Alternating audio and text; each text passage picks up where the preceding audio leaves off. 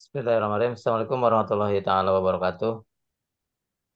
Waalaikumsalam Selamat malam, warahmatullahi wabarakatuh. sahabat KF Akademi. Eh, Selamat malam, Ibu Dokter.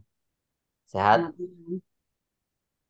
Alhamdulillah. Kembali lagi kita bersama KF Akademi. Saya Hendra. Saya tidak sendiri, ditemanin bersama Ibu Dokter Sugiyarti MPD. Yang malam hari ini kita akan membahas eh, workshop yang akan mendatang ya Bu ya, yang akan dilaksanakan di KF Academy itu mengenai panduan lengkap pembuatan soal asesmen sumatif akhir semester atau SAS dan teknik penilaiannya.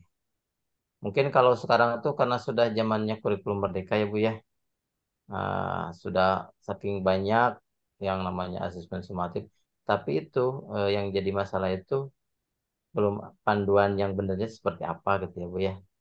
Mungkin kita langsung aja pembahasan langsung Bu ya, supaya nanti yang mau mengikuti workshop ini biar nggak penasaran lagi apa sih yang akan dibahas di workshop ini tentang panduan lengkap pembuatan soal asesmen sumatif ini.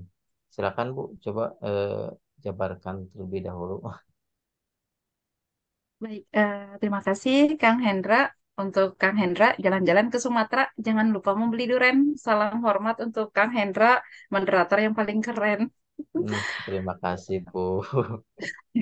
Baik, untuk seluruh audiens KF Academy, perkenalkan nama saya Sugiyarti. Alhamdulillah, pada kesempatan kali ini kita akan bahas lagi tentang panduan bagaimana pembuatan soal atau asesmen pada asesmen sumatif akhir semester.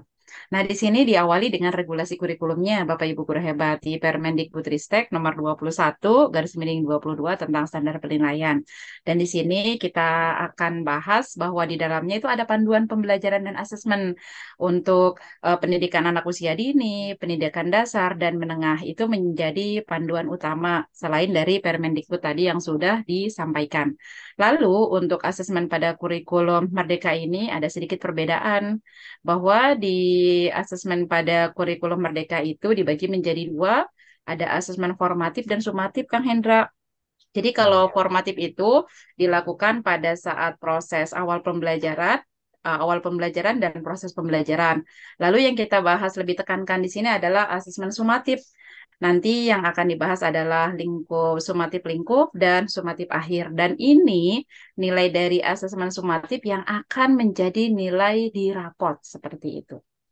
Begitu, Kang Hendra. baik Bu. Sebelum lanjut gini Bu, kalau misalkan asesmen itu kita untuk menyusun sebuah asesmen itu apakah ada trik atau langkah-langkahnya tidak seperti itu, Bu? Supaya kita tuh nggak salah gitu, Bu, untuk menyusunin. Jadi ketika pembelajaran atau di hari pembelajaran kita kan biasanya ya koboi ya, Bu ya. What Nah, is that? tanpa panduan gitu kan. Nah, itu Bu sedikit tips atau langkah-langkahnya, Bu. Mungkin sebelumnya nanti akan dibahas lebih komplitnya lagi di workshopnya tersendiri, Bu. Mungkin supaya audiensnya itu lebih penasaran lagi. Iya, keren. Memang pada dasarnya yang namanya asesmen atau penilaian itu adalah menilai selama proses pembelajaran. Yang disarankan itu adalah bahwa setiap pendidik itu terintegrasi antara RPP yang dibuat, bahan ajar, proses pembelajarannya, dan asesmen yang akan kita gunakan nanti. Asesmen kan nama lainnya adalah penilaian.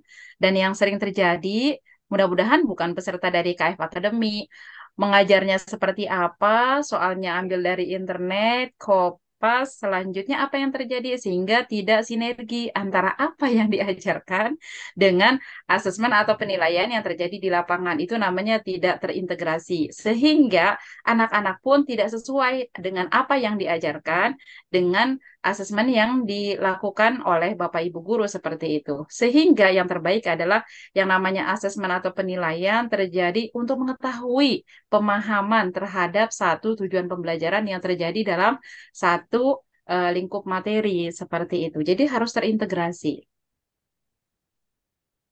Oh, baik, Bu. Jadi tadi yang akan kita bahas kan tadi salah satunya adalah langkah menyusun rencananya, Bu ya, supaya nanti asesmennya itu tidak salah langkah gitu, Bu ya. Jadi kebanyakan memang sekarang itu ngambil dari internet, materinya apa, diambilnya apa, Bu ya. Jadi Ya, betul.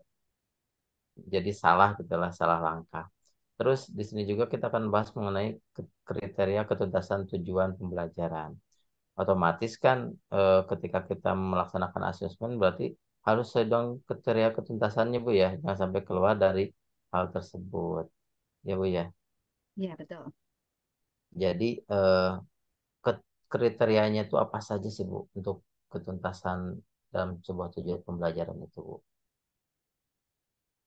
Baik, yang sekarang terjadi di kurikulum Merdeka untuk kriteria eh, ketuntasan tujuan belajar itu berbeda dengan yang ada di KKM pada kurikulum 2013. Halo, suara saya terdengar? Terdengar Bu, terdengar. Baik, untuk KKTP ini disesuaikan dengan tujuan pembelajaran dari masing-masing mata pelajaran. Dan di dalamnya itu, pada saat proses penilaiannya diserahkan kepada Bapak Ibu guru hebat dengan melalui tiga kriteria. Ada melalui kriteria, melalui ada deskripsi, dan interval nilai. Nah, semuanya itu diberikan kebebasan kepada Bapak Ibu guru hebat untuk melakukan proses penilaian. Secara lebih detailnya nanti kita bisa bahas pada saat proses workshop kita pada kali ini. Benar Bu, supaya audiens itu lebih penasaran kriteria ketuntasan tujuan pembelajaran di kurikulum Merdeka dan kurikulum K13 mungkin ini sebelumnya apa sih perbedaan. Mm-mm. Terus terakhir mungkin Bu ya pertanyaannya supaya jangan panjang-panjang supaya nanti di workshop kita bahas kumpas tuntas ya Bu ya. Ini masalah cara penilaian tes sumatif pada kurikulum Merdeka itu seperti apa Bu? Jadi kan kalau kalau kurikulum K13 mungkin udah pada paham Bu ya. Sedangkan sekarang untuk masalah di kurikulum Merdeka. Baik, pada prinsipnya pelaksanaan tes sumatif itu yang sering dilakukan oleh Bapak Ibu guru hebat kan melalui pilihan ganda. Padahal sejatinya teknik asesmennya itu sekarang diberikan kemerdekaan oleh satuan pendidikan masing-masing. Boleh dengan observasi, dengan kinerja, proyek, tertulis, lisan, penugasan, portofolio, dan yang terakhir tadi dengan proses yang namanya pilihan ganda. Tetapi ketika kita menggunakan teknik asesmen yang bervariasi tadi, akan kembali lagi kepada Bapak Ibu guru hebat nih. Punyakah waktu untuk mengoreksi dengan waktu yang sangat singkat dengan jumlah siswa yang banyak? Nanti kita akan bahas positif dan hal Ya, yang gitu. kelebihan atau kekurangannya seperti itu. Sedangkan kalau dengan menggunakan pilihan ganda, biasanya dengan pindai scan langsung terdetek jumlah berapa benar, berapa salahnya, dan itu menjadi lebih cepat. Lalu pilihannya seperti apa? Tergantung dari Bapak Ibu guru hebat. Nanti kita akan bahas lebih detail pada saat workshopnya. Tapi kalau pilihan ganda itu zona nyaman ya Bu ya sebenarnya. Oke, zona nyaman karena perlu diketahui belum ada aplikasi yang dapat mendeteksi untuk esai saja. Contohnya jawabannya Jakarta. Bapak Ibu guru hebat nulisnya J-nya kapital, huruf yang lainnya adalah huruf kecil. Ketika anak mengisi dengan huruf kapital semua, otomatis jawabannya salah karena dia harus sama persis dengan kunci jawaban seperti itu. Jadi, ketika ingin kesempurnaan, maka waktu yang dibutuhkan oleh Bapak Ibu guru hebat untuk melihat dan menilai dari berbagai teknik asesmen, maka dibutuhkan waktu yang lebih. Ketika ingin kita menjadi yang terbaik, otomatis butuh waktu yang lebih yang harus kita deposit untuk kegiatan itu. Baik Bu, terima kasih.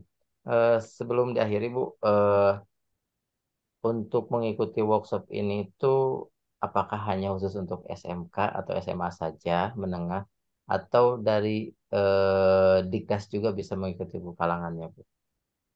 Baik, sesuai dengan panduan dari kurikulum Merdeka untuk pembelajaran dan asesmen itu dari PAUD, dari SD, SMP, SMA, sama SMK, jadi bisa mengikuti kegiatan ini karena memang di panduannya memang secara lengkap seperti itu. Jadi sangat disayangkan kalau tidak mengikutinya.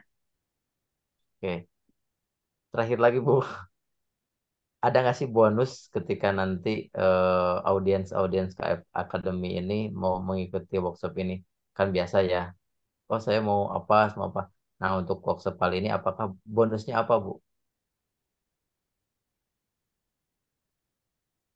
Oke, yang pastinya bonusnya adalah contoh soal sumatif yang Bapak Ibu guru hebat bisa dapatkan dari kegiatan workshop kita kali ini selalu dengan bagaimana sih penilaian sumatif seperti apa secara detail akan dibahas berikut dengan contoh-contohnya. Itu, Kang Hendra. Baik, terima kasih Ibu Dokter, Bu Dokter Sugiarti untuk kesempatannya malam ini. Mudah-mudahan nanti sahabat KF Academy bisa bergabung dengan workshop yang akan kita laksanakan, Ibu ya. Terima kasih untuk waktunya. Mudah-mudahan nanti pesertanya banyak ya, Bu ya, bisa mengikuti Amin. karena banyak bonus-bonus dan memang ini sangat cocok sekali untuk kurikulum Merdeka yang saat ini sedang dijalankan ya, Bu ya. Mungkin baik, terima Amin. kasih Bu. Itu saja. Selamat malam. Wassalamualaikum warahmatullahi wabarakatuh. Waalaikumsalam warahmatullahi wabarakatuh.